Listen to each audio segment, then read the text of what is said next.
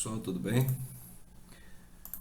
Bom, um exercício aqui do Enem, recente inclusive, e essa questão foi considerada aí uma das mais complicadas pela grande maioria dos professores. E de fato é um exercício que demanda um pouco da gente, porque há aqui muitas informações e alguns raciocínios para poder a gente relacionar, né? Mas vamos lá. Dois atletas partem de pontos respectivamente P1 e P2 em duas pistas planas distintas conforme a figura, deslocando-se no sentido anti-horário até a linha de chegada, percorrendo dessa forma a mesma distância L.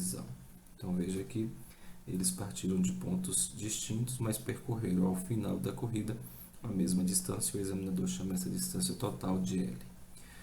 Os trechos retos dos finais das curvas até a linha de chegada desse percurso têm o mesmo comprimento, e ele chama isso de L, nas duas pistas e são tangentes aos trechos curvos, que são semicírculos de centro C.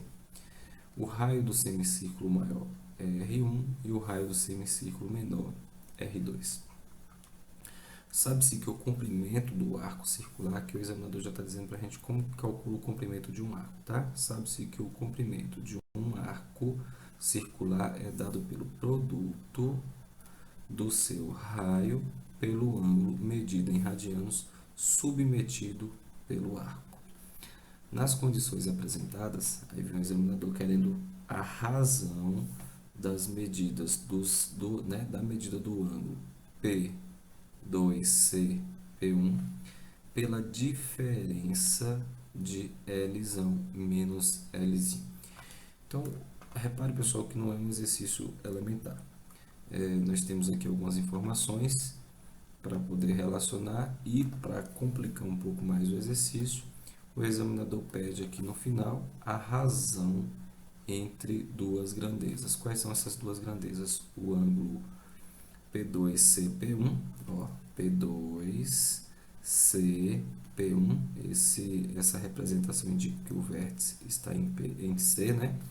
Aqui está. Então, esse é o ângulo que o examinador quer que a gente relacione, ou seja, ele quer fazer a razão deste ângulo pela diferença de L menos L. Eu vou até anotar aqui o que o examinador deseja que a gente faça. Ele quer saber a razão entre um ângulo, né, que eu chamei aqui de alfa para facilitar a nossa escrita, dividido por quem? Por L, que é o comprimento total a trajetória total aqui dos dois que os dois atletas percorreram, menos L, que é a distância aqui linear da curva, tá bom?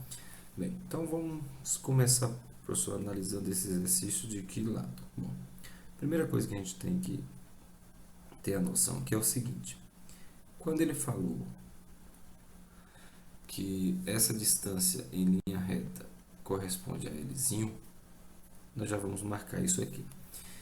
E como ele disse que a distância total percorrida pelos dois atletas é a mesma, é igual, e de fato tem que ser, se eles estão disputando uma corrida, não faz sentido um ter vantagem sobre o outro. Esse atleta ele parte de uma posição um pouco anterior.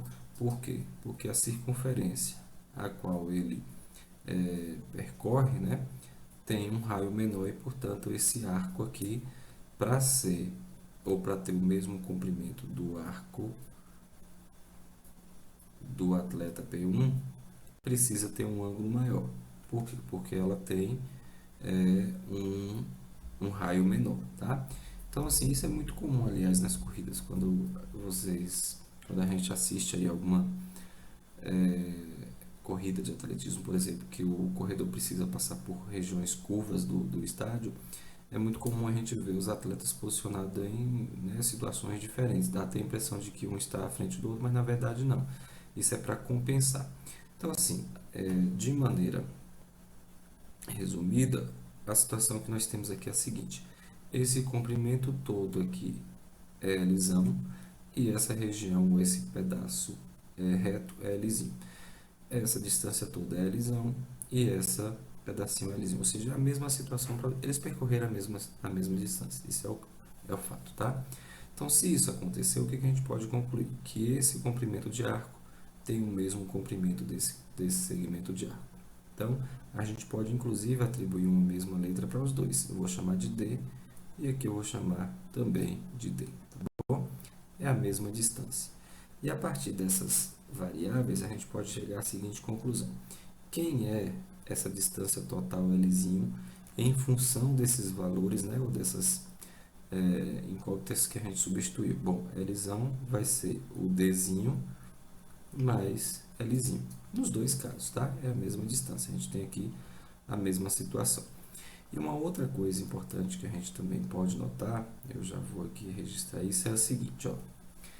Esse comprimento de arco, que eu chamei de D, ele é igual, do ponto de vista do tamanho, a esse comprimento de arco. Então, os dois são iguais, tá? Os dois são exatamente iguais. Vou até registrar isso aqui. Só que a maneira de calcular os dois, ela é um pouco diferente, porque uma depende de R1 e a outra depende de R2. Uma depende desse ângulo alfa mais esse complemento, veja, ó, esse ângulo aqui, alfa mais esse complemento, é o ângulo relacionado a esse arco. E esse pedacinho aqui de dentro, que eu vou também dar um outro nome para ele, eu vou chamar de beta, esse pedacinho aqui, ó, vou até destacar, colocar de marcar aqui, colocar uma outra cor, tá? Esse pedacinho aqui, ou esse ângulo que eu estou chamando de beta, ele faz parte desse arco do atleta P1. Então, assim, apesar de os ângulos serem diferentes, o comprimento é o mesmo. E ele falou para a gente como calcular esses dois comprimentos, ou seja, esse segmento aqui, Dzinho, calculado para P1, vai ficar o raio 1 vezes o ângulo associado a esse arco, que eu chamei de beta, tá?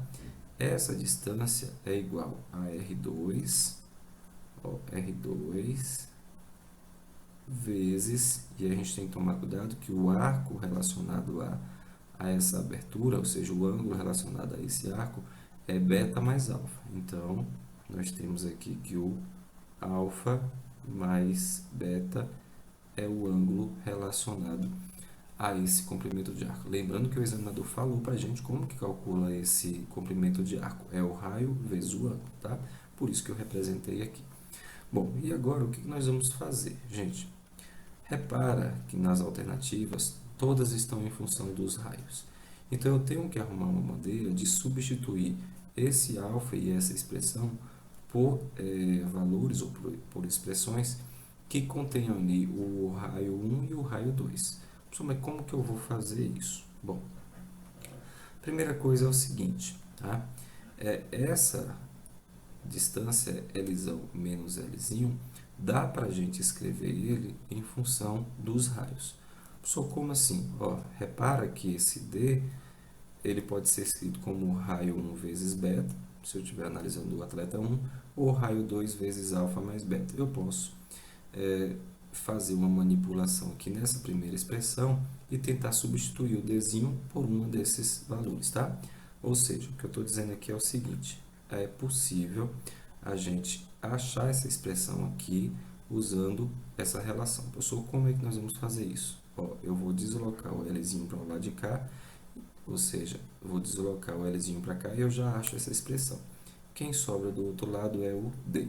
Só que o D, ou eu posso substituir por essa expressão ou por essa. O professor vai substituir por qual? Vou escolher a mais fácil, claro, né? Eu vou fazer assim, ó, L igual... Professor, vai dar certo se eu tiver substituído a outra? Dá certo também. Só que eu tenho mais expressões, então vamos ficar aqui atentos a essa expressão que ela está mais amigável, né? Digamos assim. Então, veja que esse Lzão menos Lzinho pode ser substituído por essa expressão. Então, eu vou anotar isso aqui, ó, tá? Eu vou anotar isso aqui. Essa nossa razão, que é o que nós queremos saber, razão, eu já posso substituir essa expressão de baixo. Então, vai ficar o alfa sobre o R1, tá? O R1 vezes o beta. Muito bem. E agora a gente vai tentar uma forma de substituir esse alfa aqui por alguma expressão que dê condição de a gente simplificar o beta e fazer as operações, né? Professor, e aí como é que eu vou fazer essa conta? Bom, repara que a gente tem essa igualdade aqui. Olha o alfa, tá vendo? O alfa é um valor que aparece na razão e que a gente não tem interesse que ele seja mantido, porque entre as opções ele não aparece. Então a gente tem que, é isso que eu estou dizendo, a gente tem que ir organizando o exercício de modo que esses valores que não aparecem aqui na solução, eles sejam o quê? Eliminados da minha expressão. Então eu já consegui fazer assim, em tese a eliminação de L menos Lzinho, já apareceu o R1 aqui, aí eu estou com dois problemas, que é o alfa e o beta, que ainda está.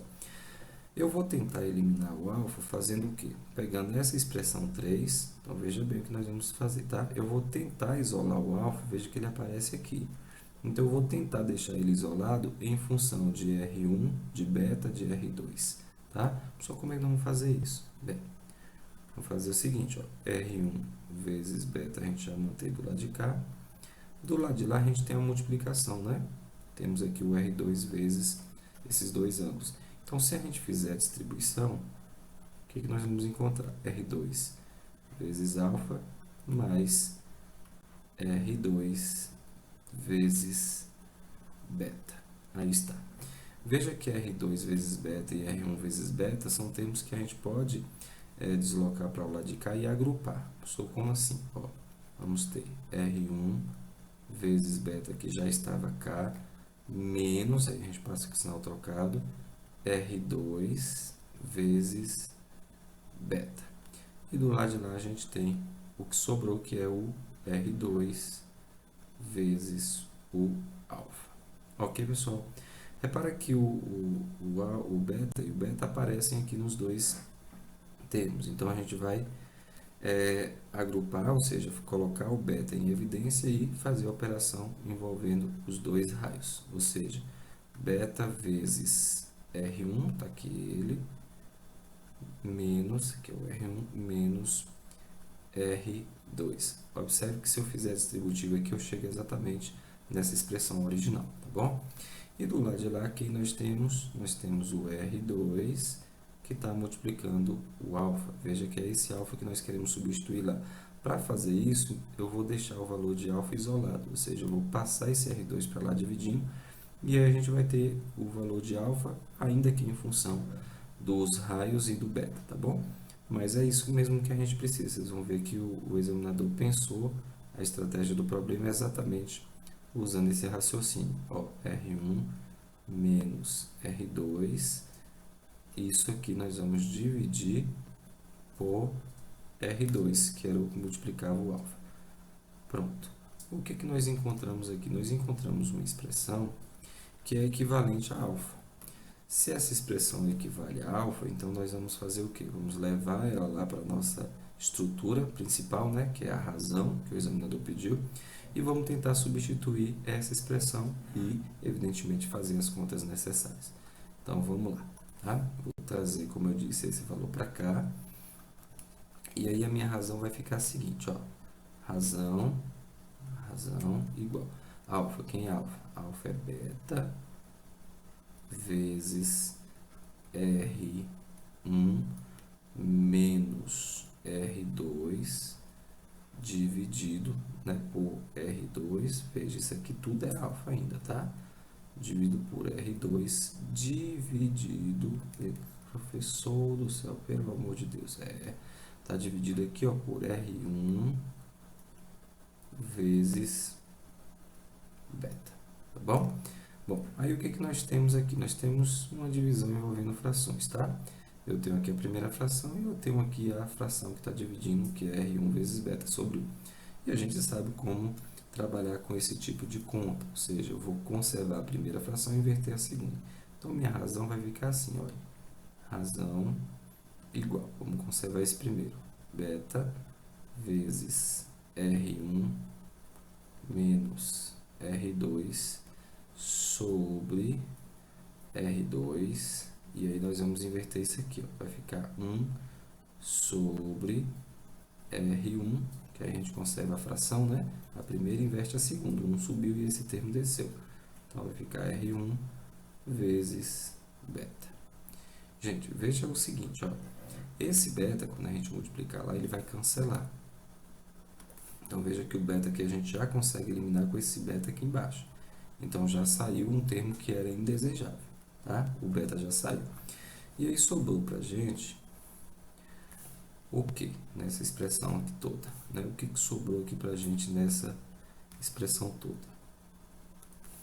Sobrou R, então minha razão vai ser igual a R1 menos R2 vezes, ou dividido, né? Que eu multipliquei R1 menos R2 vezes 1 deu ele mesmo, e R2 vezes R1.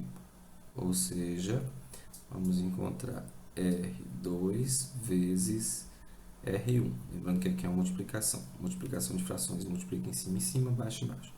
Chegamos nessa conta. Aqui já é, de fato, a solução, mas ela não aparece ali nas nossas opções porque o examinador fez mais uma pequena manipulação. A gente está seguindo aqui, tá?